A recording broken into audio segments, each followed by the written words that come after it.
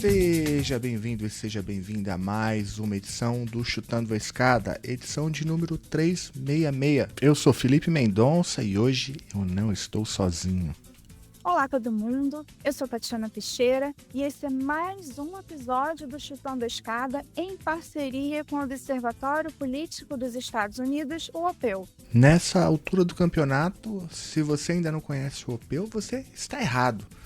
O OPEU é uma das plataformas de difusão científica do Instituto Nacional de Ciência e Tecnologia para estudos sobre os Estados Unidos, o INCT-INEU. Se você ainda não conhece o OPEU, vai lá no nosso site, visita as nossas redes, porque tem texto novo toda semana. Inclusive, está rolando um dossiê que é muito informativo, analítico, sobre a USAID, ou USAID, né, que é como os americanos falam, a gente fala mais USAID, a Agência dos Estados Unidos para o Desenvolvimento Internacional. E é justamente esse o tema do episódio de hoje. Mas antes da gente ir pro papo, eu queria só dar 2 recadinhos aqui. O primeiro é, obviamente, te pedir aquele velho apoio de sempre. Se você puder compartilhar o episódio nas suas redes sociais, no seu grupo de WhatsApp, compartilhar com aquele amigo que se interessa pelo tema. Isso ajuda muito a gente aqui. Você pode também dar 5 estrelinhas aí no seu agregador favorito, também ajuda. E claro, se você puder apoiar financeiramente o Chutando a Escada, é muito simples. Basta entrar em www.chutandoaescada.com.br/apoio e lá você vai encontrar várias formas de ajudar. Eu queria agradecer muito o pessoal que apoia, o grupo de apoiadores, de apoiadoras, vocês que mantêm isso aqui vivo, funcionando, toda segunda-feira de manhã. E hoje a gente fala sobre a USAID, ou a USAID. Para falar sobre isso, a gente recebe a professora e pesquisadora Camila Vidal, da Universidade Federal de Santa Catarina, uma parceiraça em todas as empreitadas acadêmicas. Lembrando que a Camila já esteve aqui no Escada em 2023 para uma conversa sobre o poder das ideias e a hegemonia. Então, se eu fosse vocês, eu ouvia esse episódio também. O episódio está muito bom com a Camila, eu recomendo que você fique até o final. Ela trata sobre a criação e objetivos históricos da USAID, fala um pouco do uso político da instituição, fala sobre casos de atuação no Brasil, enfim, vale a pena ficar até o final. E olha, tem uma novidade também lá no final do episódio, o OPEU preparou uma excelente coluna escrita por Victor Cabral Ribeiro. O Victor é doutorando em Relações Internacionais pelo Instituto de Relações Internacionais da PUC-Rio. Atualmente ele está lá na Espanha como pesquisador visitante em Madrid e ele escreveu um texto e narra aqui esse texto pra gente sobre a maneira como os Estados Unidos de Trump, nessa sua segunda passagem, tem encarado a América Latina. Victor, muito obrigado por fazer parte aqui desse episódio também do Chutando a Escada. Bom, então vamos lá, vamos pro papo. Então com vocês, Tatiana Teixeira, Camila Vidal, que falam sobre a USAID durante o governo Trump 2.0. E lá, no final do episódio, a gente recebe também o Victor Cabral Ribeiro. A escada é uma construção que serve para fazer um deslocamento vertical. Nem sempre é assim, mas tem um jeito de facilitar tudo isso. De elevador? Não.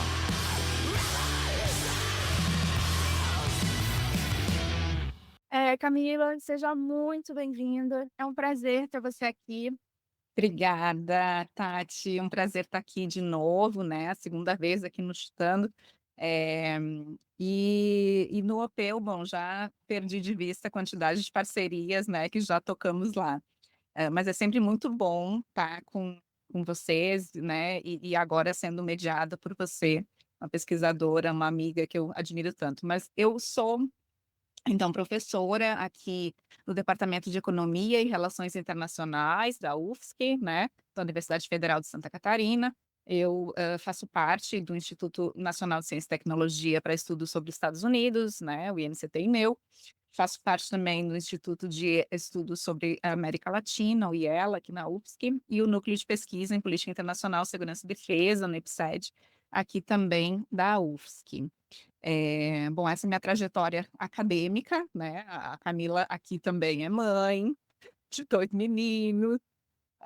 Venho tratando, assim, da dimensão, sobretudo da política externa dos Estados Unidos para a América Latina, em perspectiva histórica e também mais contemporânea. Aí, assim, né, uma área que tem tudo a ver com o episódio que a gente está tratando hoje, né. Bom, desde o início do governo Trump 2.0, a USAID tem ocupado as manchetes dos jornais por conta das medidas que estão sendo implementadas pelo governo. Essas medidas afetam a agência diretamente e afetam também os países que são atendidos pela agência de alguma forma. E aí, de cara, enfim, acho que isso vai aparecer em algum momento na nossa conversa, mas já dá para a gente antecipar um risco de politização dessa ajuda humanitária com a ajuda internacional, por exemplo, sendo condicionada a acordos comerciais ou migratórios, né? E aí imediatamente me vem na cabeça o caso do México. Bom, uma dessas medidas do governo é o corte drástico de pessoal. E quando eu falo drástico, é um corte de mais de 10 mil funcionários para menos de 300. Isso para lidar com um programa, né, uma agência que tem capilaridade e incidência globais, né.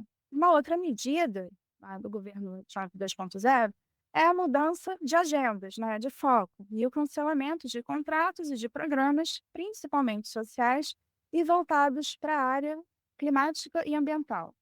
Agora, em março, o secretário de Estado, Marco Rubio, disse que mais de 80% dos programas da USAID já foram encerrados. Isso significa o cancelamento de pelo menos 5.200 contratos.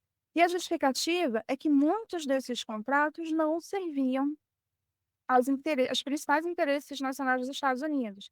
E ainda segundo o Rubio, né, segundo o secretário, os programas que permanecem, eles vão ser administrados pelo próprio Departamento de Estado e não mais pela agência que faz isso de forma assim, autônoma, né? Assim, era pelo menos colocado dessa forma, né? Quer dizer que vai fazer o que quiser, mas né, tem que fazer sobre o executivo, mas de forma mais autônoma. Então, isso é algo que aparece claramente no projeto 2025, que é um projeto, uma iniciativa promovida por think tanks conservadores, com a Heritage Foundation à frente, no sentido de esvaziar a USAID para adequar essa agência à política de America First do Trump e alinhar a ajuda externa aos interesses geopolíticos dos Estados Unidos. De forma resumida, porque não dá para a gente avançar nisso aqui, e se vocês tá ouvindo a gente agora, quiser que a gente faça um episódio sobre o projeto 2025, é só falar com o chefe, coloca nos comentários, pede, avisa o Felipe que a gente faz um episódio sobre isso. Voltando, né, resumidamente, esse projeto, ele é uma versão radicalizada das políticas do primeiro governo Trump em todas as áreas e que agora aparecem, de forma sistematizada, né. Bom, voltando para essas medidas, elas têm preocupado organizações humanitárias e parceiros internacionais, né, se a gente olhar, pensar no plano internacional, e nos Estados Unidos, essas ações já estão sendo contestadas legalmente por sindicatos e associações de funcionários públicos, por exemplo, né. Eles alegam que essas demissões e os cancelamentos de contratos violam a Constituição e a separação de poderes, enfim, prevista nessa mesma Constituição. E aí, eu menciono esse último ponto porque é algo que a gente tem visto, eh, essa violação, a gente tem visto em outras áreas também, como imigração e educação, e é algo que provavelmente vai aparecer em outros episódios aqui no estado, sejam com um OP ou não.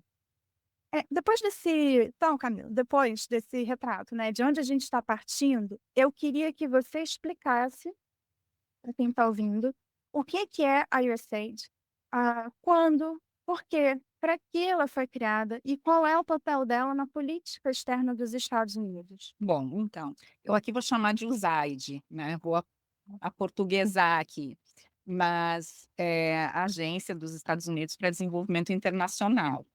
A USAID é a principal agência para ajuda internacional, dos Estados Unidos, né, e em números absolutos é a maior também do mundo. A USAID ela foi, criada ali na década de 60, em 1961, logo depois de uma visita na década de 50 do Nixon para a América Latina, né. Quem conhece essa história, sabe que ele foi muito mal recebido aqui, principalmente em Caracas, na Venezuela, e em outros locais também por onde ele passou. Ao retornar então para os Estados Unidos, ele constatou, assim, ali em plena década de 50, portanto, Guerra Fria, início de Guerra Fria, né, que os Estados Unidos tinha que, exercer um papel um pouco mais ativo, né, estar presente ali, influenciar os países da América Latina, porque da maneira que estava, então, a União Soviética estava ganhando terreno.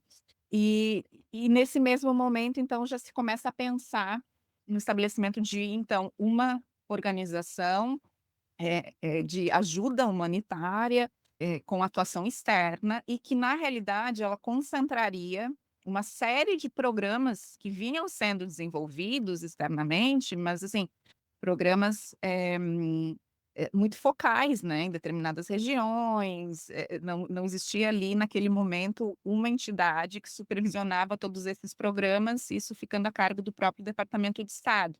Então a USAID foi criada nesse momento, 1961, quando ela, tem de fato o seu início ali, né, então a gente está falando também de governo Kennedy, para gerenciar esses projetos em andamento e para criar outros, claro, com a supervisão, então, dessa nova agência governamental, que é, então, vinculada ao Departamento de Estado e anualmente tem o seu orçamento aprovado pelo Congresso dos Estados Unidos.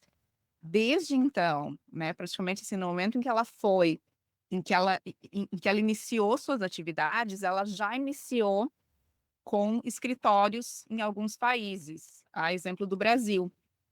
Então, desde a década de 60, a gente tem aqui no Brasil um escritório da USAID, localizado em Brasília, e isso é feito com outros tantos países. Hoje em dia, são mais de 160 países que possuem ou algum escritório ou alguma sede da USAID nesses países, né. Você mesmo comentou, são cerca de 10.000 funcionários, né, um terço deles estão em Washington, ou estão nos Estados Unidos, e 2/3 no exterior, então nesses escritórios, né, ao redor do mundo, e com um orçamento gigantesco, assim, né, que foi até então, até 2024, era aprovado pelo Congresso. Só para ter uma ideia, o orçamento de 2024, justamente, foi de 31 bilhões de dólares. Além disso, eu gosto, né, de fazer esse recontar, assim, um pouco essa trajetória histórica da USAID, porque quando eu comento que ela supervisionou determinados projetos, ela foi quem supervisionou, por exemplo, a Aliança para o Progresso, que, inclusive tem um livro do nosso colega, né, do Felipe Loureiro, que, faz essa análise da Aliança para o Progresso, a partir de documentos, obtidos lá nos, National Archives, e evidenciando, assim, como que a própria Aliança para o Progresso, se destinava, assim, a ser um programa de ajuda, portanto, de ajuda humanitária, de desenvolvimento, e não à toa, então, supervisionado pela USAID, ele foi usado para fins políticos. Então, o recurso, ele ia sobretudo para governos locais oposicionistas ao João Goulart. Esse é o caso do Carlos Lacerda, na Guanabara. Esse é o caso do Adhemar de Barros, em São Paulo, e do Magalhães Pinto, em Minas Gerais, que receberam o montante, praticamente todo o montante enviado ali, para esses governos locais, tá. E que não à toa também eram uns governos justamente conhecidos pela oposição ao, João Goulart naquele momento, então, no início da década de 60. Logo depois, né, a USAID ela também vai atuar no Brasil num acordo em específico com o nosso Ministério da Educação e Cultura, é o acordo MEC-USAID, ali nos primeiros anos, ali nos primeiros momentos, né, de regime militar, e também nesse momento a gente vai ver alguns projetos supervisionados pela USAID aqui no Brasil, em termos de segurança pública. Por fim, assim, para fazer esse panorama mais geral da USAID, mais historiográfico também, eu lembro sempre, do lema deles, que eu acho que é muito indicativo, assim, de como que eles, nessa organização, se veem, né. O lema da USAID é "do povo dos Estados Unidos".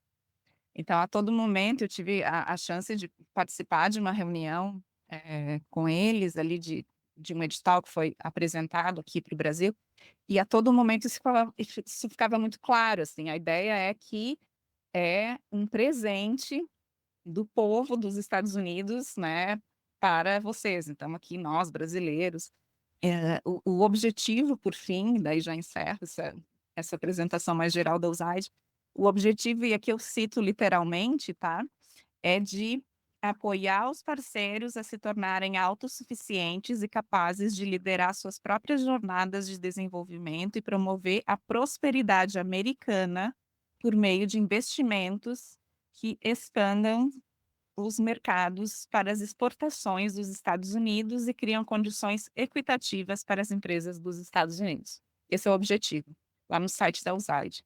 Então, já de cara, a gente vê ali o papel e o interesse material, em termos de lucro mesmo, de capital mesmo ali, né, por trás dessa agência e dessa roupagem humanitária. Essa resposta, sim, ela já traz várias camadas, né. Falando do povo, né, lembro do seu artigo, né, que você publicou no Piauí, que assim, é do povo para o povo, mas qual é o povo? É o próprio povo dos Estados Unidos, né, porque, né, assim, é investir para trazer, enfim, quer que seja de volta, né, mercados e etcétera. Bom, você trouxe que a USAID, vou usar a USAID também, muito melhor, enfim, o contexto de criação, Guerra Fria, contexto ali de batalha ideológica, enfrentamento com a então na União Soviética, eh, USAID criada no sentido de aumentar, talvez, o poder de atração dos Estados Unidos, e aí pensando no nosso entorno geográfico mais imediato, né, no Western Hemisphere, né, que os Estados Unidos consideram, né, a gente como todo todo o continente como sua esfera de influência imediata, aumentar a penetração, poder de atração para aumentar e facilitar a penetração dos Estados Unidos nesses países, nos países latino-americanos, enfim, continente de modo geral. E aí, trazendo isso para o presente, né, já que você traz é que a USAID é uma espécie, né, de braço de soft power do Departamento de Estado, talvez a gente sabe, e acho que isso vai aparecer na conversa, não tão soft assim, né, mas isso a gente pode recuperar daqui a pouco, diminuir, e eu estou falando agora do governo Trump 2.0, a amplitude, a envergadura, a penetração da USAID, enfim, com esse corte, a gente sabe que não é só corte de pessoal, mas é corte de recursos, né, falei na abertura, corte de programas. Isso não enfraquece os Estados Unidos, em relação, por exemplo, à disputa com a China, né, que a gente vê, só falando, assim, em relação ao nosso entorno mais imediato, o aumento, né, isso é uma questão preocupante para os Estados Unidos, o aumento da influência chinesa na América Latina.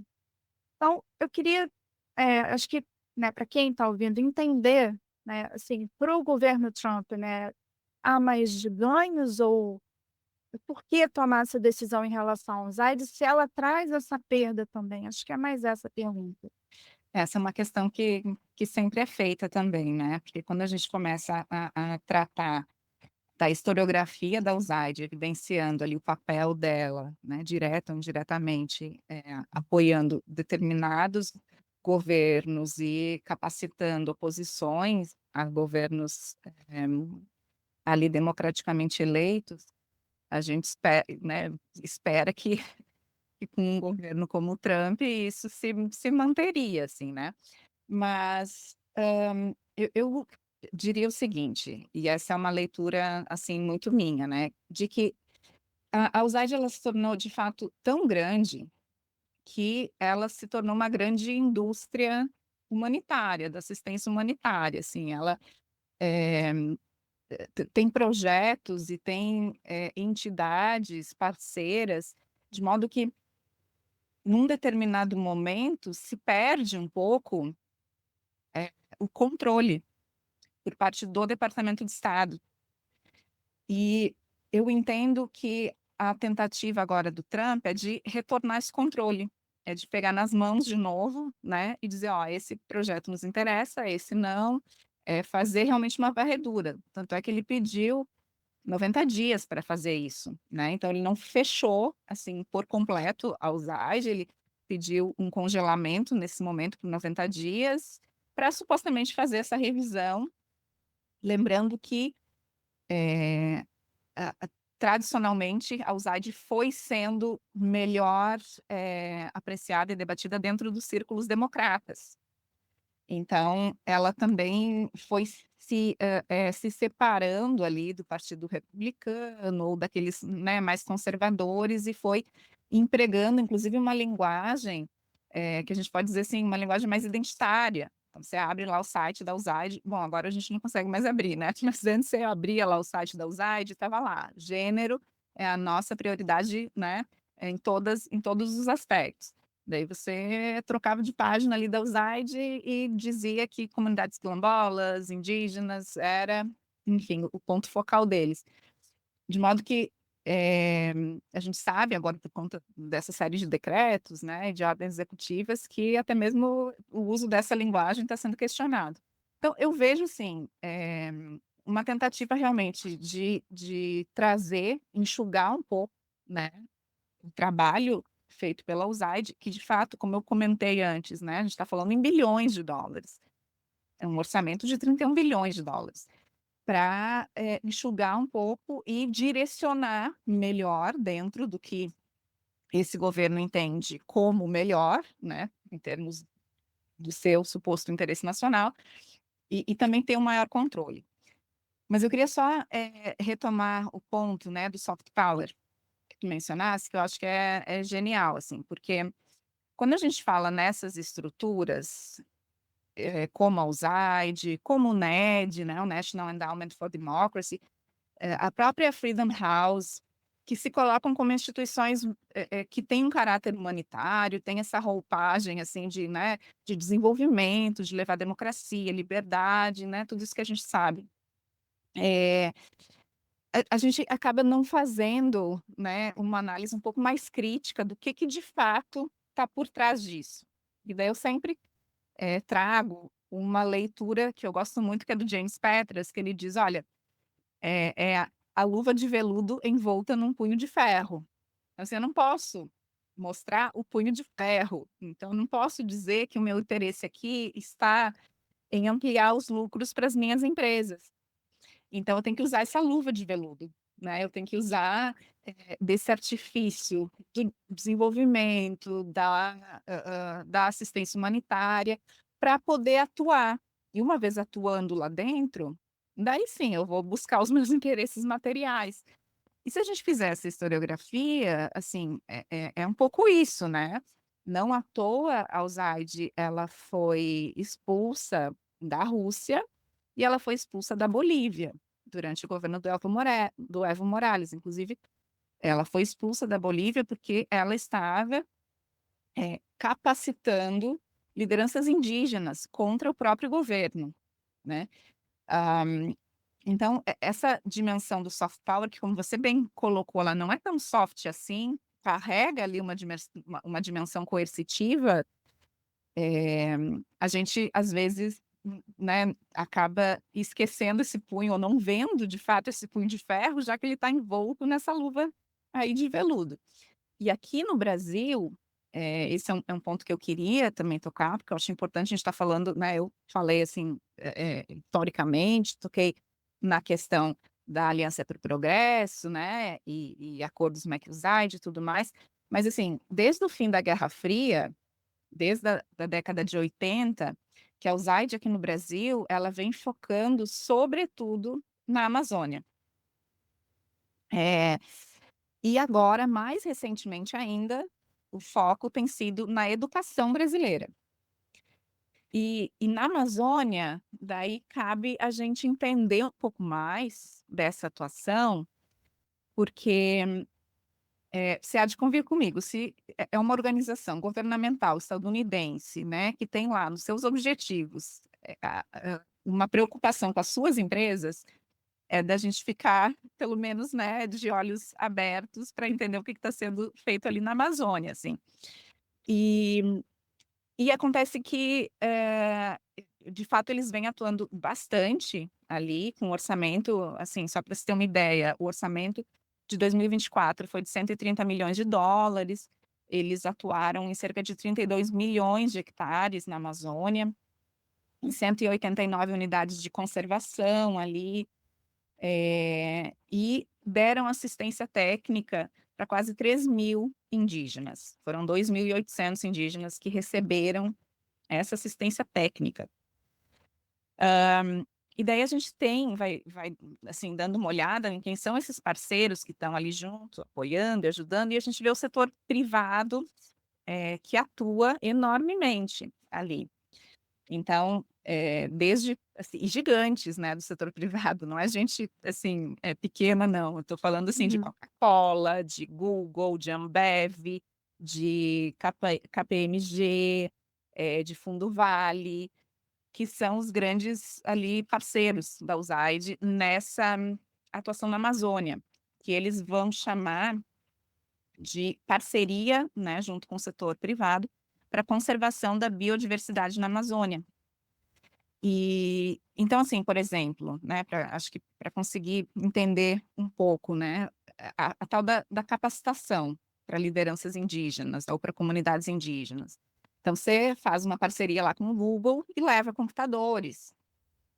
E ali você, então, supostamente ajuda ali as comunidades indígenas a se conectar com a internet, com esse discurso, assim, de capacitação, de emancipação e tudo mais. Inclusive é tido como um excelente exemplo dessa capacitação, o fato de que algumas dessas comunidades, então, elas agora, por exemplo, conseguem expandir a cadeia de valor e conseguem colocar seus produtos, em restaurantes, por exemplo, peixes, em restaurantes super Hum. caros e tal. Que na realidade o que é que que está acontecendo, assim, né, a gente fazendo essa leitura, você está pegando uma população ali que, às vezes até em áreas de conservação mesmo, e você está expondo elas dentro de uma, estrutura econômica capitalista, com o discurso da capacitação, da emancipação, né. Assim, eu entendo que ok, isso, né, nessa perspectiva talvez seja coerente. Agora, cabe a gente, enquanto nação mesmo, discutir se é isso que a gente quer, né. Que tipo de preservação para as comunidades indígenas a gente quer e até que ponto, assim, que essa capacitação, entre aspas, ela é de fato benéfica a essa comunidade ou não. Um outro exemplo que eu dou é o próprio edital. Eventualmente, né, eles colocam ali editais para receber recursos, então, para atuação na Amazônia.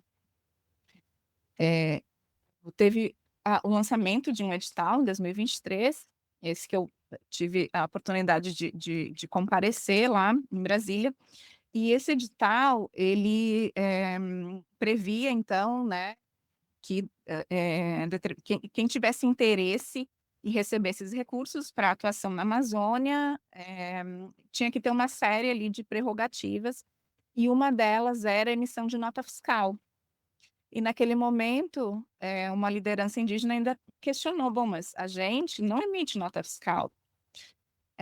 Da mesma forma a universidade pública, nós aqui Universidade Federal, a gente não emite nota fiscal, então automaticamente já estamos fora da possibilidade desses recursos para emprego na Amazônia em termos de, né, supostamente sustentabilidade e tudo. Quem é que está beneficiando? Quem é que pode? Quem é que emite nota fiscal? Empresas e universidades privadas. Eh, então assim, é isso que eu acho que a gente precisa estar olhando, né, porque atrás desse discurso muito humanitário, tem uma parceria ali bastante evidente com o setor privado. E entender isso eu acho essencial, assim.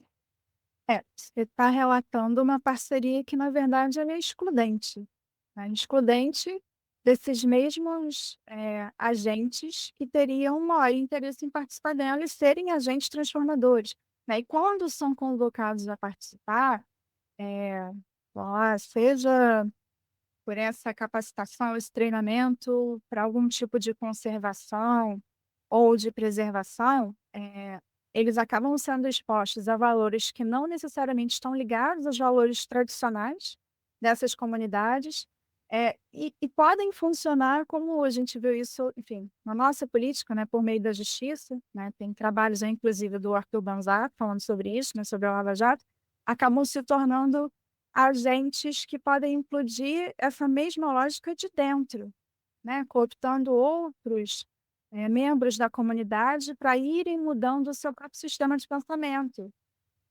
Eh, Tem uma sim, eu acho que a gente pode olhar também, e aí eu devolvo, né, para você, se você quiser complementar, que a minha dúvida agora é a seguinte: isso que você levantou sobre o Brasil, a gente olhando para o governo Trump, que é um governo que claramente, né, tem uma agenda ambiental que não conversa com esse básico que você apresentou, mesmo que seja um básico criado, estabelecido para atender ao interesse das empresas, do capital, de alguma forma, e com os ganhos derivados desse tipo de parceria.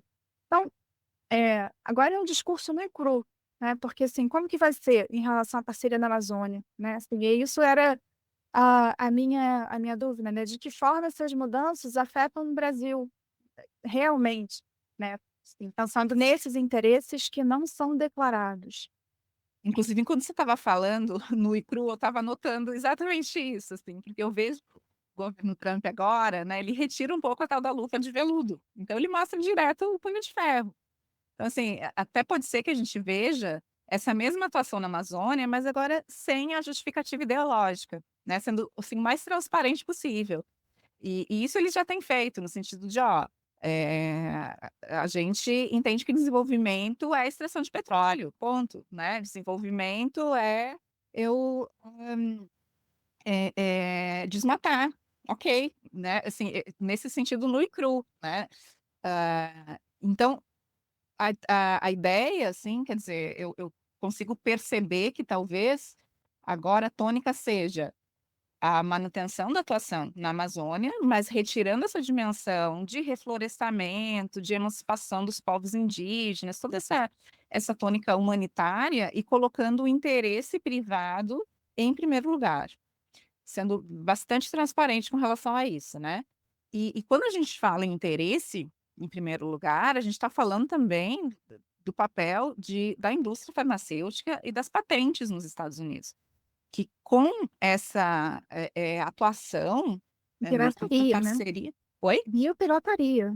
Sim, eu não estou nem entrando em biopirataria, eu estou falando, assim, dentro da lógica honesta da coisa, né, digamos assim, quer dizer, você então está atuando na Amazônia, então você está conversando com comunidades nativas, você está apreendendo ali delas, né, conhecimentos milenares, assim, geracionais, né, e você está tendo ali, sendo exposto a uma biodiversidade que é a maior do mundo, né, a parte conhecida, fora a parte não conhecida.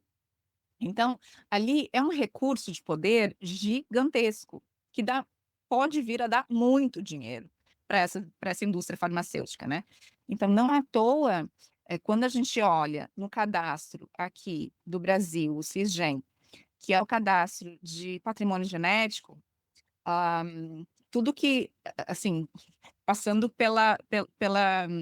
pelo caminho correto, né, sem falar na biopirataria. A biopirataria seria eu retirar esse material genético da Amazônia, por exemplo, e não avisar, não cadastrar no sistema, né, do Brasil.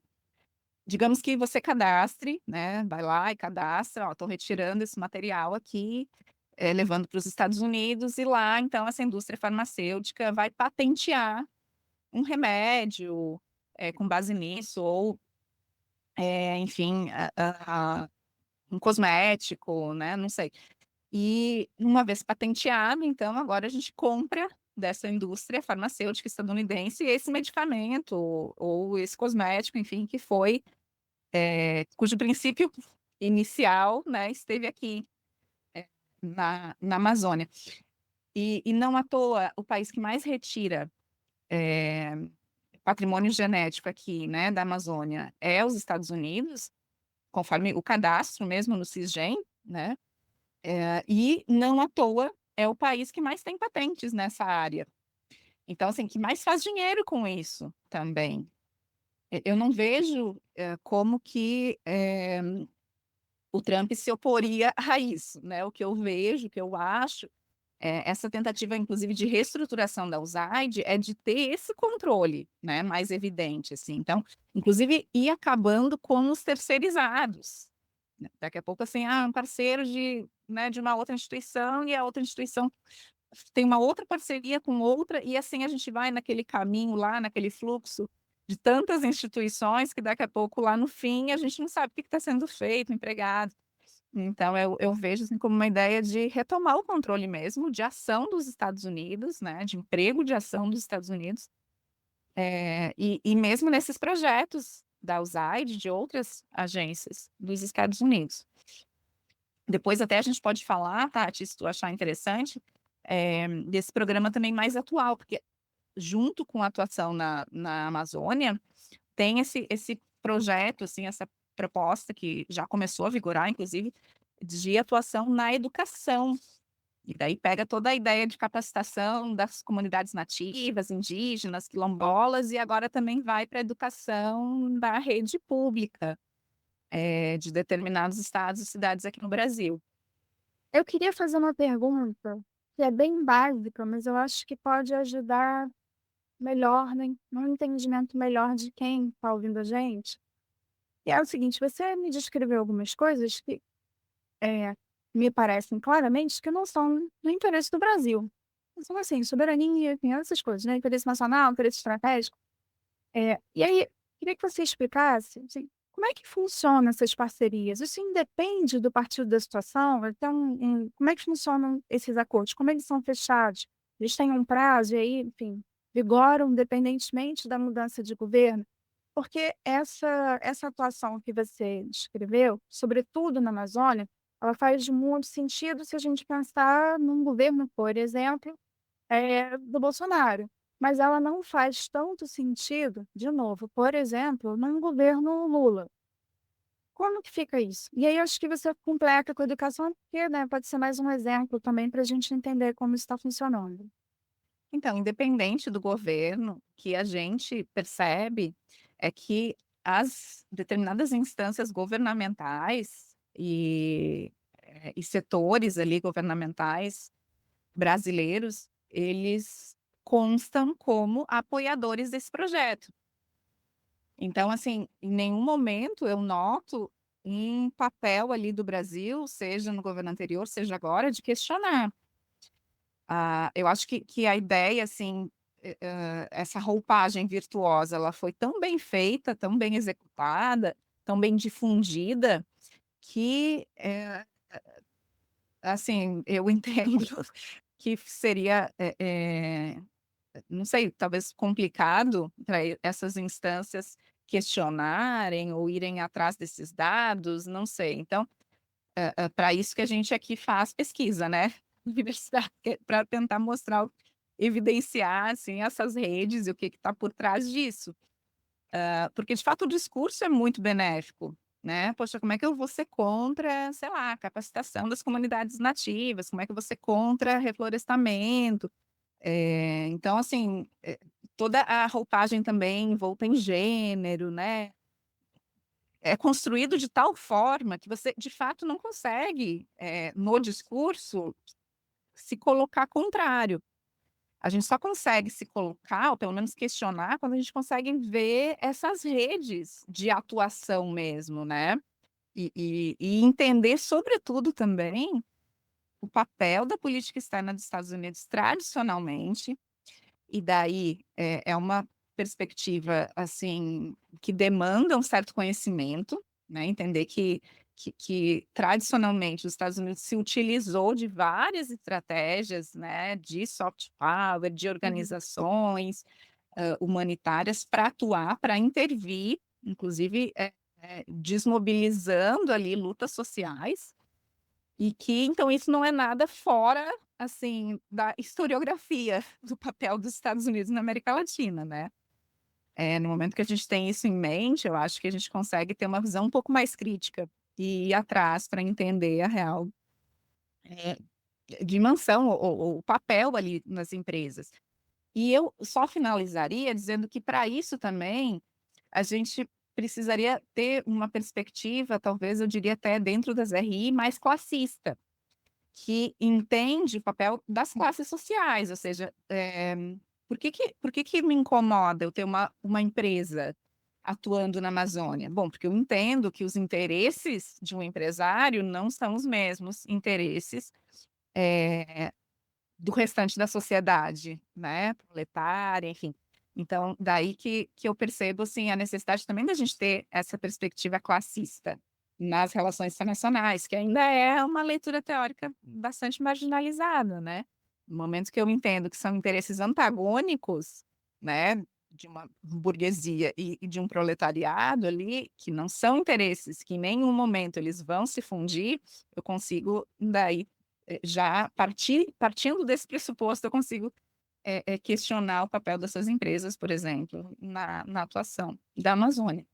É, pensando na teoria das relações internacionais, aí a gente entraria, não é o caso agora, mas numa discussão sobre o próprio início, a consolidação e manutenção das relações internacionais como disciplina, né? Assim, é um lugar de poder e volta para essa discussão se as próprias relações internacionais como disciplina são ou não uma disciplina americana, né. Então acho que você tem toda a razão, a gente tem que começar a olhar para uma literatura que é menos ocidentalizada, menos, americana, né, digamos assim, talvez isso acho que aí é um trabalho muito também para as próximas gerações, né. E assim, claro que isso parte da gente, né, em sala de aula trazendo essa esse, vou dizer, outro lado, né, para que a gente possa talvez ter gerações mais críticas, né, tanto em Ex relação aos interesses do Brasil quanto,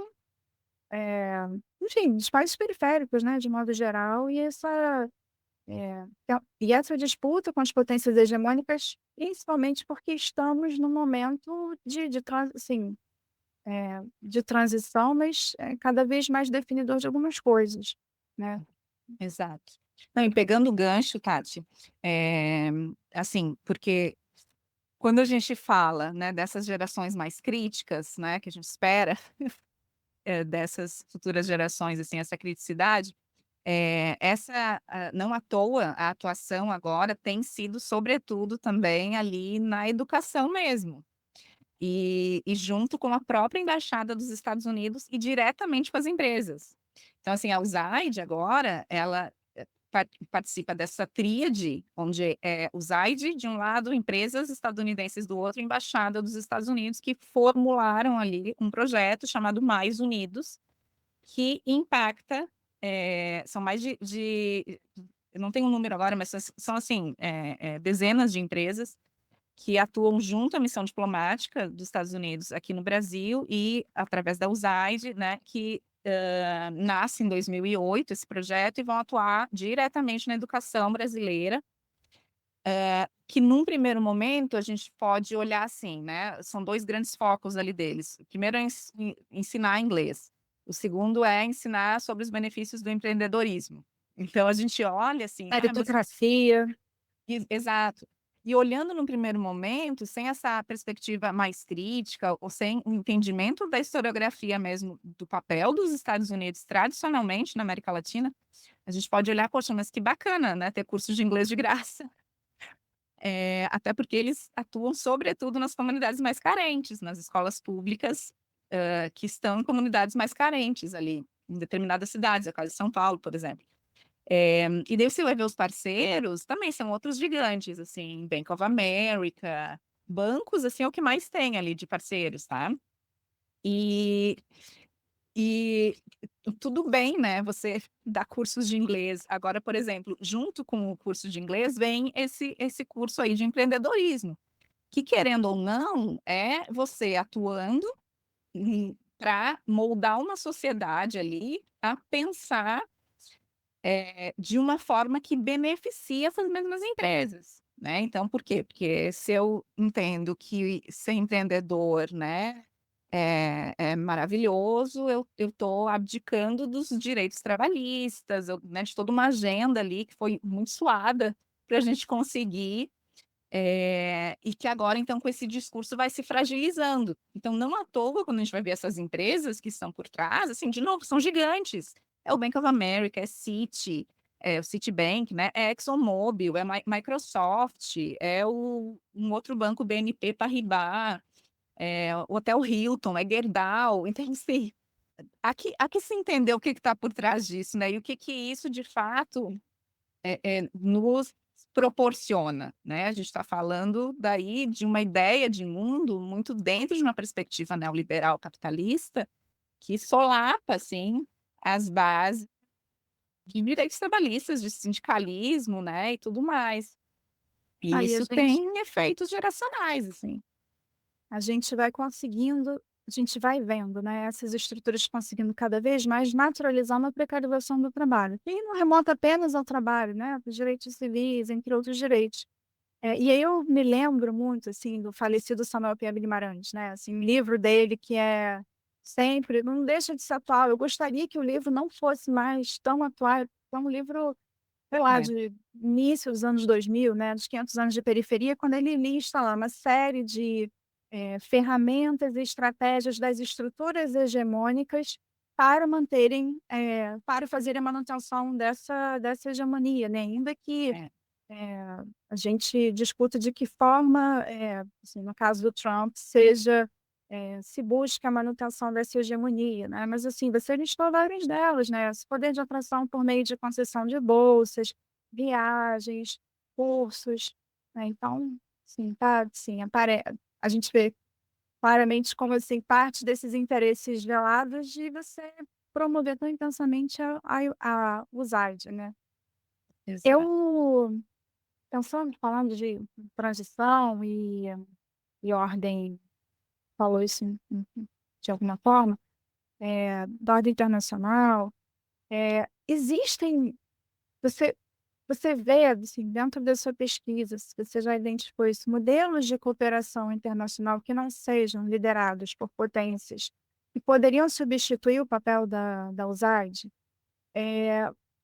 De que forma, né, se esse desmonte da USAID de alguma forma, embora me pareça, né, agora você abriu um leque, assim, de mind blowing, né, a gente talvez esteja falando de um desmonte mais estratégico do que atropelado, não pensado, porque é isso, né, que a gente tem ouvido aí pelo senso comum. "Ah, que coisa horrível, está destruindo a USAID". Talvez seja, na verdade, um enxugamento para melhorar a atuação da USAID de uma forma muito precisa, né, muito Mais certeira. cirúrgica, mais Uhum. certeira.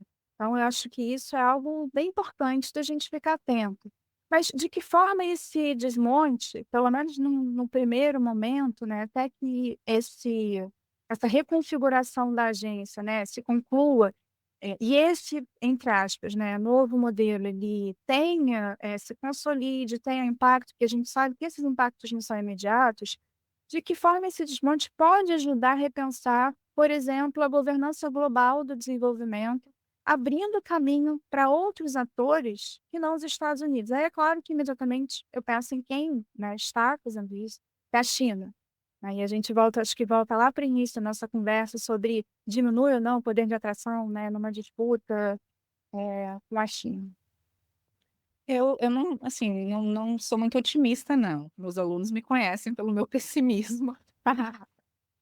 Mas é porque eu acho que enquanto a gente não fizer esse debate internamente, enquanto a gente não decidir assim, né, olha, é isso que a gente quer enquanto nação, a gente vai ser refém a essas, estruturas que vêm de fora, seja uma USAID, seja outra organização, e nos diz o que que é que a gente tem que fazer, o que que é que a gente tem que pensar.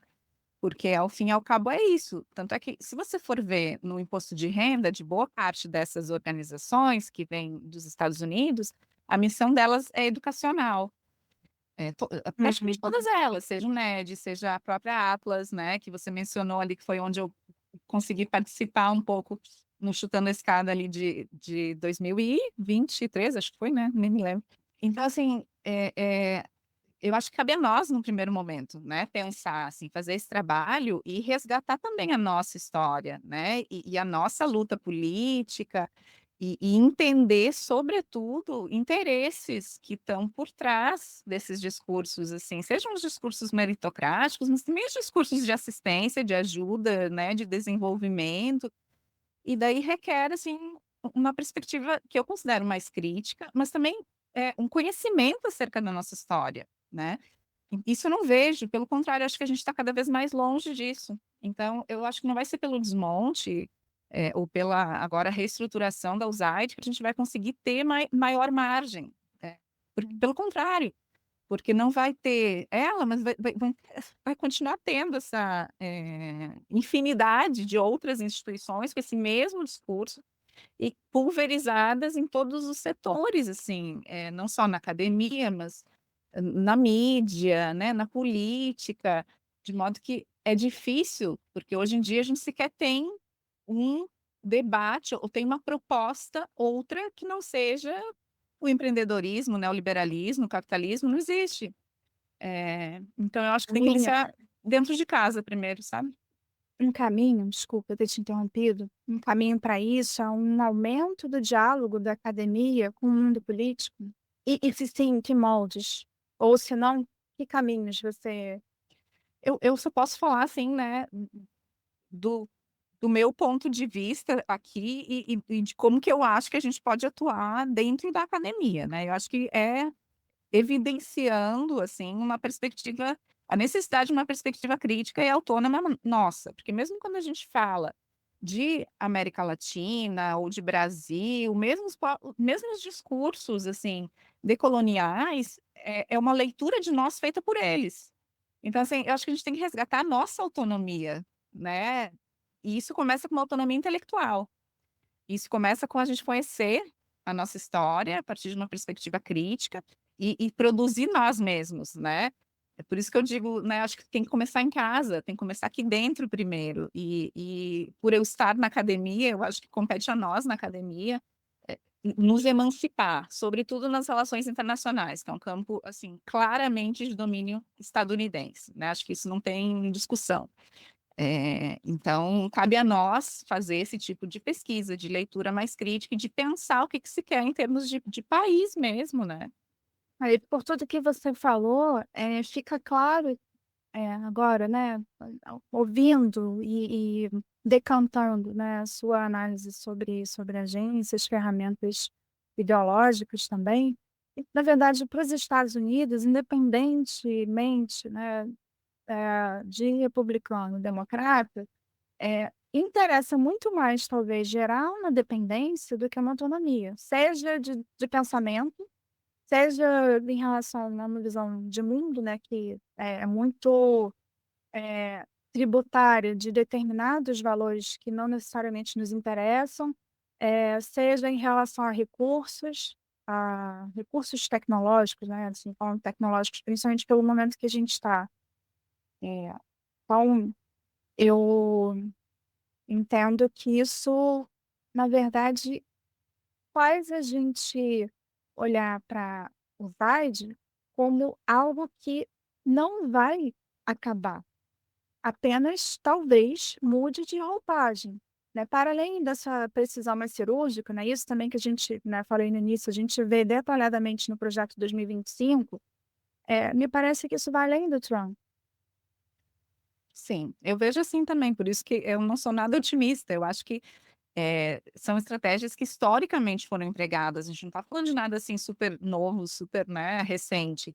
Assim, desde sempre, desde o momento em que os Estados Unidos se tornou a superpotência que é, portanto, ao fim da Segunda Guerra Mundial, né, e início ali da Guerra Fria, a gente vê o uso capilarizado na sociedade de uma série de instituições para moldar aquela sociedade, obviamente aquela política, né, a continuar num papel ali de subserviência aos interesses estadunidenses, materiais de, corporações, de empresas, né, eu digo esses interesses, né. Então, assim, isso aconteceu, claramente com uma série, né, de esforços, seja o Peace Corps lá no Nordeste, justamente no Nordeste, que era aquele momento ali de década de 60 de ebulição ali, das, ligas camponesas, né, e de revoltas populares. Bom, então agora a gente manda um monte de oficiais da paz, né.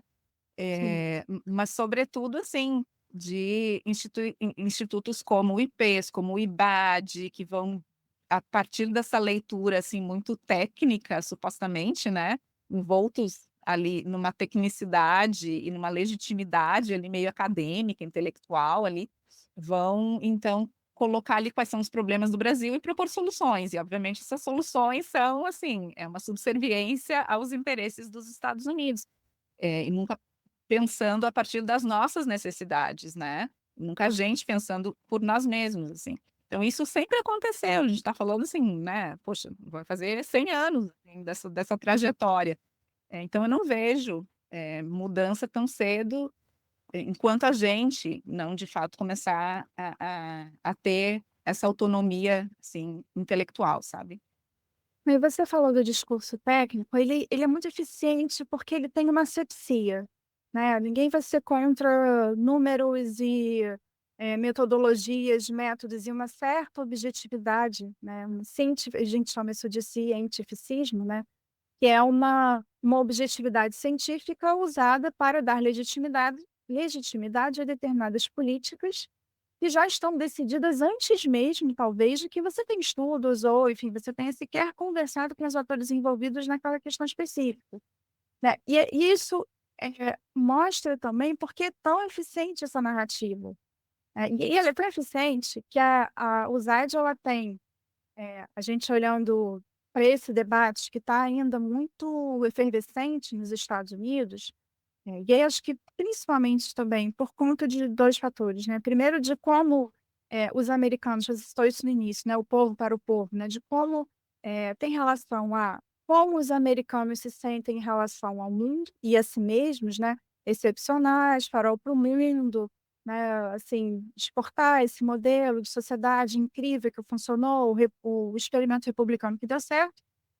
Tem também um ponto que mexe nisso, que é essa questão doméstica, né, assim, de você violar direitos, né, direitos dos próprios americanos, né, não fora do território americano.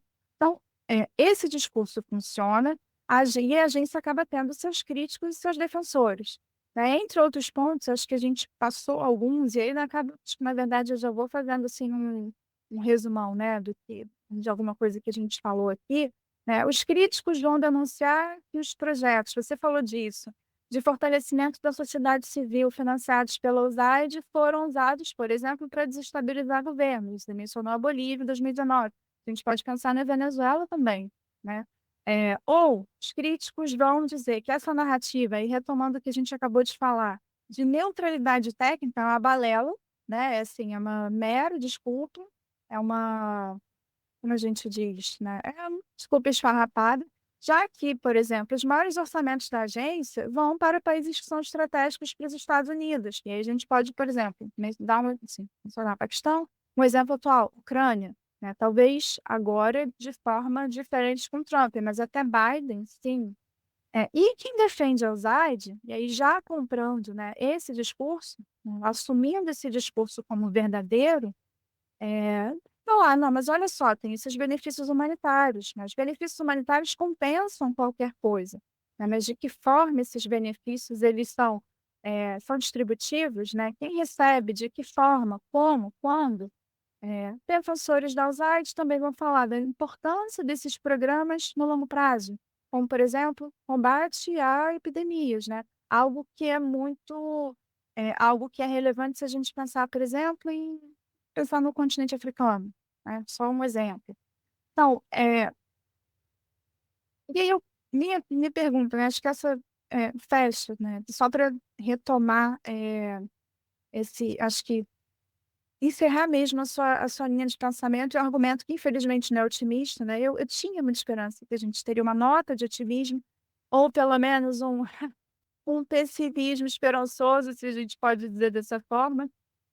Não E conte comigo para isso. tá bom. Tudo bem.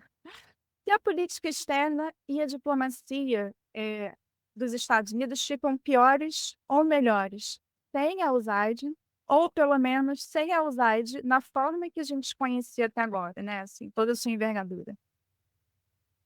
Assim, não tem uma resposta a isso, né. Eu acho que é sempre bom a gente saber com quem a gente está lidando. Então, assim, é sempre bom ser o mais transparente possível, se possível, então, retirar essa roupagem muito virtuosa e explicitar os interesses materiais por trás, eu acho sempre muito mais benéfico. Ah, mas você tocou num ponto que eu acho bem importante, assim, né, porque o fechamento ali, né, pelo menos o congelamento da USAID, teve, assim, uma manifestação de muita gente comentando justamente isso, né, que os benefícios a longo prazo vão compensar. E de novo, assim, eu acho que daí a gente precisaria fazer essa leitura mais crítica mesmo e entender, sendo, assim, bem bem objetiva, mas, assim, não existe almoço grátis, né, pegando essa leitura, assim, mais economicista, no sentido de que, existem interesses ali de quem está financiando isso, né, e esses interesses são materiais, assim. Então, é claro que eu não posso só mostrar o punho de ferro, não podia até agora, até então, né, até o governo Biden. Então eu precisava, por exemplo, enviar umas sacas lá de arroz, sei lá, para uma comunidade carente. Porque eu não posso, só evidenciar o meu interesse ali econômico, né, então eu tenho que comprar um pouco também, né, e daí essa dimensão, eh, meio até, assim, maquiavélica, do Maquiavel mesmo, né, você precisa ser amado e temido ao mesmo tempo, mas você precisa ser amado, você tem que também, demonstrar ali, ou pelo menos tentar comprar ali de uma forma que não seja tão coercitiva. E o bem se faz aos poucos, né? Também dizia Maquiavel. Também, exato. Então, é isso, sim. Eu continuo sendo pessimista, lamento, Tati. Ah, quem quiser agora pesquisar, você falou no início, né? A gente está acompanhando, o site está fora do ar. Quem pesquisa a USAID agora faz o quê? Fontes, Então, fontes fidedignas, fontes confiáveis, vai para onde? pois então, gente, assim, é triste, mas não tem muita coisa não. A leitura acadêmica mesmo, são, assim, raríssimas. Eu indicaria, um livro do Lars Schultz, tá, que eu acho que até hoje é um dos únicos estudos, assim, que eu respeito, né, inclusive o comprometimento dele, né, a atuação dele política e tudo, que se chama In Their Best Interest, que é, né, em tradução literal seria pelo pelo alto, né, pelo interesse deles próprios, tá? Que lida com esse papel, inclusive ele vai evidenciar ali a atuação da USAID no Haiti, quer dizer, não à toa o país que mais recebeu ajuda, supostamente recursos financeiros, né, é o país também mais pobre do continente, e a gente, se for de novo puxar esse novelo aí, essa lã, né, vai ver que quem recebe esses recursos, na realidade, de novo, são empresas estadunidenses, são instituições estadunidenses que talvez vão lá para fazer algum serviço, ou talvez nem isso, mas então tem essa bibliografia que eu recomendo, do Schultz, e claro, tem os informes ali do OPEU, que a gente fez ali uma série bem bacana, né, sobre a USAID, que vai desde segurança pública, passando pelo Haiti também. Então eu acho que ali é uma fonte muito bacana. Só ocorreu aqui que talvez, na verdade, essa mudança de abordagem do Trump, talvez isso possa favorecer alguma análise mais crítica, né? Dar algum despertar. Não estou dizendo que é benéfico, mas enfim, pode ser Uhum. parte, né, de um caminho. Talvez. Amiga, foi, como sempre, um prazer estar com você. Enfim, quem está ouvindo a gente não está, mas estamos aqui, né, nos vendo no Meet, então foi muito bom rever você, conversar sobre um tema tão importante que, na verdade, eu acho que ele não foi, pelo menos aqui, e aí falando, né, dos canais tradicionais, né, imprensa, os sites, os blogs, acho que ele não foi tratado com a devida vou botar diversidade, né, no sentido de, né, outros olhares, outras perspectivas, e também não foi tratado devido ao alongamento, né, que mereceria ter. Então, que esse episódio nosso seja um ponto de partida para novas discussões. Aguardo novos textos. E Eu que agradeço, foi um prazer, Tati, assim, né, foi uma conversa mesmo, um bate-bola, então, foi muito, muito prazeroso para mim. Espero que tenha sido também para quem está nos escutando, quem vai nos escutar. Obrigada pelo convite, tá? sempre, né, sempre, você sabe, tá naquela minha lista de top 5, né. É, depois do nosso episódio, a gente vai ter um clipe de América Latina, né, produzido pelo Pel. E se você esperou a gente até aqui, enfim, comente, participe, diga se gostou do episódio, né, porque novos episódios da parceria do Pel Escada virão, e vai ser bom ter esse retorno de vocês. Até breve.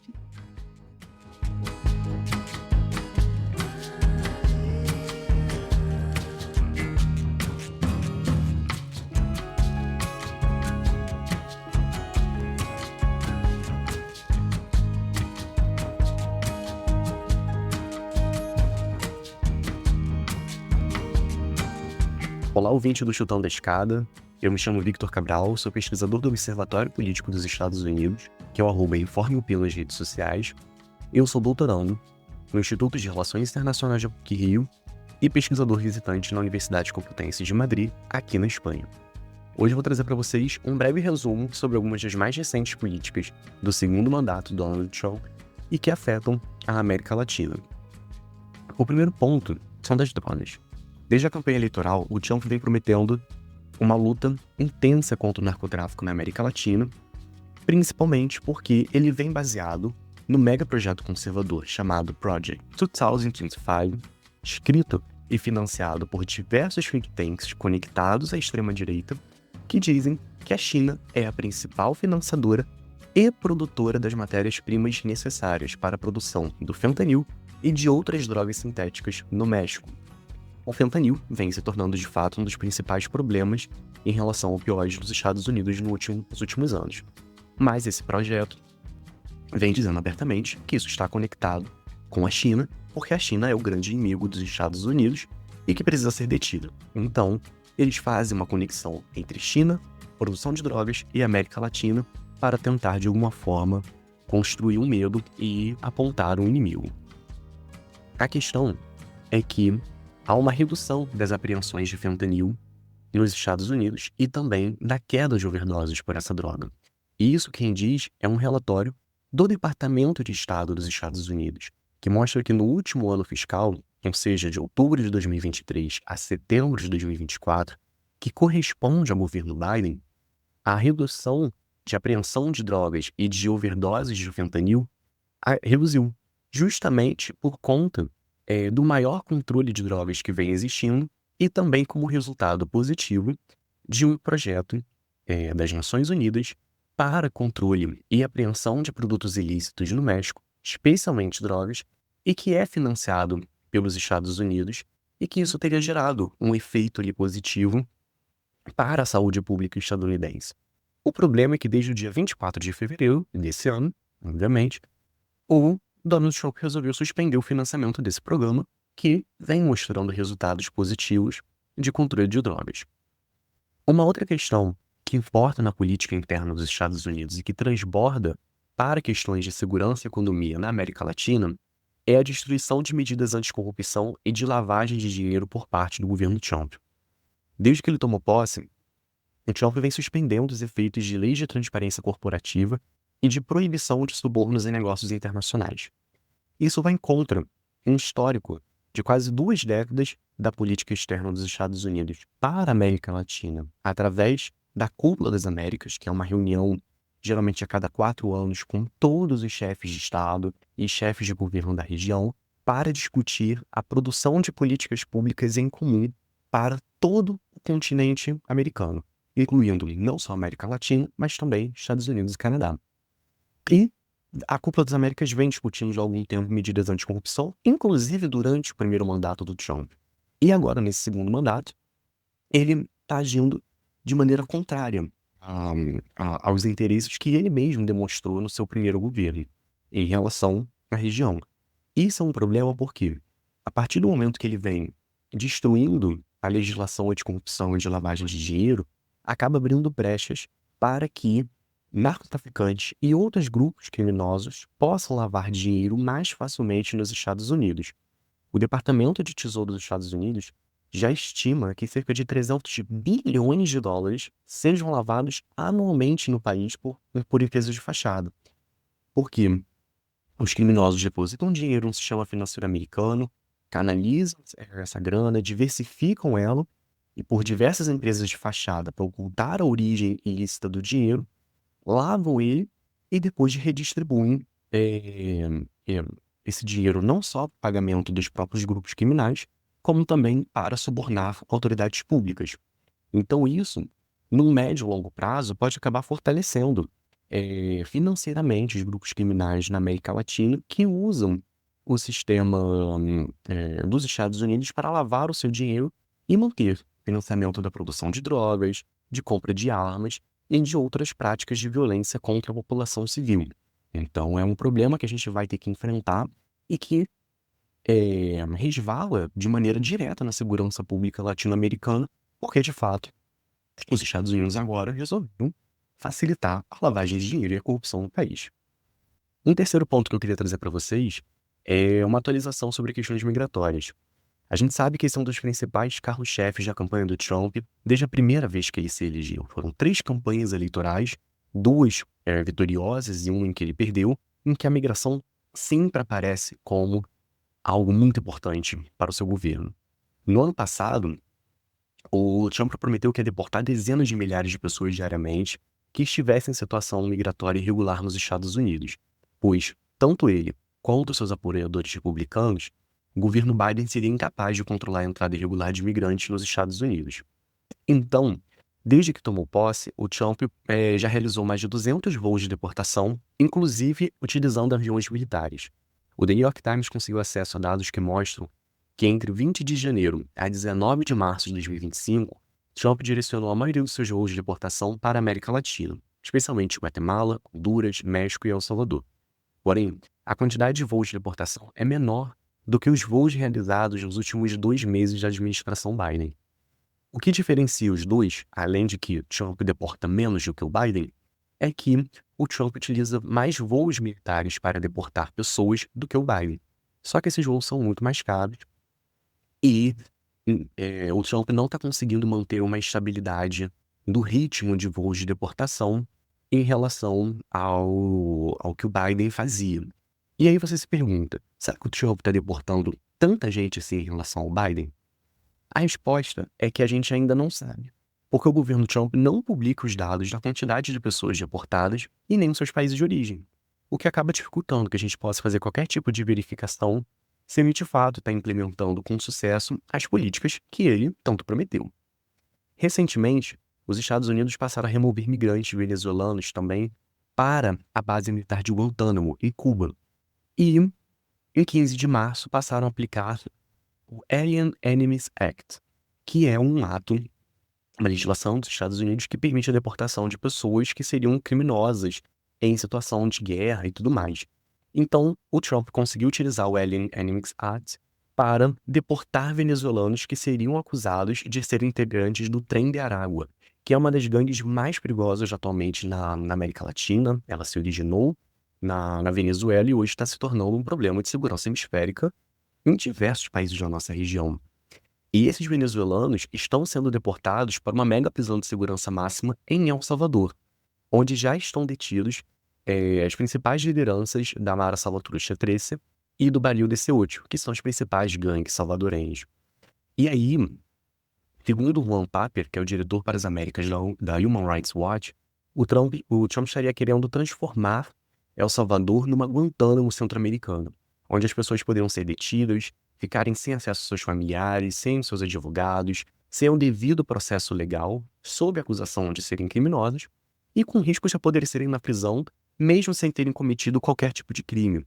Algo, inclusive, que a própria Casa Branca já admitiu que algumas das pessoas que foram deportadas não possuíam histórico criminal e agora estão na cadeia em El Salvador. E além disso, agorinha, no dia 25 de março, os Estados Unidos informaram que vão revogar o status legal de 532 mil migrantes que vivem em situação regular nos Estados Unidos a partir de um programa humanitário criado no governo Biden para a redução de imigração irregular de pessoas oriundas de Cuba, Haiti, Nicarágua e Venezuela. Esse programa foi criado para que as pessoas pudessem entrar regularmente nos Estados Unidos e depois aplicarem para o refúgio ou para o Green Card. Porém, ele foi pausado no ano passado por suspeitas de fraude que algumas pessoas que patrocinariam esses migrantes estariam ou cometendo algum crime ou não conseguiriam, de fato, comprovar como conseguiriam sustentar financeiramente tantas pessoas. E aí, utilizando esse discurso de que houve ali suspeitas de fraude, o governo Trump decidiu surfar na onda dessa informação e passou agora a suspender esses vistos e pretende deportar quase 500 mil de pessoas que estão vivendo em situação regular nos Estados Unidos, além de também já estar informando que quer eliminar o programa de status de proteção temporária para haitianos e venezuelanos e depois indo para outras nacionalidades. Esse que é um programa que permite a obtenção de vistos de residência que são renováveis para pessoas oriundas de países em grave crise política, conflitos armados ou que foram vítimas de desastres ambientais. Enfim, tem muita coisa acontecendo no governo Trump, quase todos os dias nós temos novidades que dificultam a análise, porque o Trump promete coisas absurdas e que a gente sabe que são difíceis de se tornar realidade, como isso das deportações em massa, que destruiriam a economia dos Estados Unidos, já que muitos migrantes trabalham em empregos pouco remunerados no país e eles enviam muitas remessas financeiras aos seus países de origem. E se de fato tiver uma deportação em massa e as quase 11 milhões de pessoas que vivem em situação irregular nos Estados Unidos forem expulsas, a gente vai ver uma crise econômica absurda, porque primeiro que é muita gente tendo que voltar para casa e perdendo uma fonte de renda que entrava em dólar em diversos países da América Latina. E tem alguns países, tipo o México, e alguns da América Central, que quase 10% do PIB deles vem dessas remessas estrangeiras. Então, é algo complicado. E para finalizar isso das migrações, uma coisa que é importante dizer sobre essas questões migratórias do governo Trump é que é muito fácil manipular a narrativa sem a gente estar ali observando os dados a fundo. O inverno no hemisfério norte começa em dezembro e vai até março. E é historicamente um momento de redução de entrada de imigrantes em situação irregular na fronteira terrestre dos Estados Unidos com o México. Seja por conta do frio, por conta da dificuldade do deslocamento e tudo mais. E esse número de chegadas tende a aumentar na primavera e no verão até voltar a cair quando esfria. Só que desde março de 2024, ou seja, ainda no governo Biden, o número de pessoas detidas na fronteira dos Estados Unidos com o México vem caindo drasticamente. E o México também informa que a quantidade de pessoas entrando pela sua fronteira sul de maneira irregular também está caindo. E esses 2 primeiros meses de mandato do segundo governo Trump representam, até o momento, os menores números de apreensão de imigrantes para esses meses na história recente. A gente chegou ao limite de fevereiro de agora de 2025, termos apenas 11.709 detenções na fronteira terrestre. Algo que é um número muito baixo, já que o número menor anterior é em fevereiro de 2023, com 156 mil pessoas detidas. A questão é, isso é apenas um efeito, entre aspas, positivo das ações do Trump em controlar as migrações? Não, porque esse número de fato já vinha caindo no governo Biden, que insistiu muito em controlar fluxos migratórios e desincentivar as pessoas a irem para os Estados Unidos. Então a gente não consegue ainda dizer diretamente se a redução de chegada de pessoas e de apreensões é por conta de uma efetividade do governo Trump, se isso é um resultado de médio prazo das ações do Biden, se as pessoas ainda estão tentando observar o que é que o Trump vai fazer, se é seguro ou não, mas de fato esses números podem mudar. E o governo vem sendo positivamente facilitado na narrativa também pelo fato do inverno que foi bastante rigoroso. E aí a gente tem essa queda justamente na detenção de imigrantes. O que não significa que é um resultado positivo do governo, já que o Trump vem deportando menos do que o Biden. Então, Tem muita coisa ainda a gente observar sobre esse novo governo do Trump. São muitos temas diferentes que aparecem e que é sempre bom estar ouvindo um podcast bom como o Chutão da Escada para a gente ficar de olho em tudo que está acontecendo e também ler as produções do UPIL para estar ciente ali com qualidade de tudo que está acontecendo nos Estados Unidos e que pode afetar a nossa vida na América Latina. É isso, pessoal. Muito obrigado.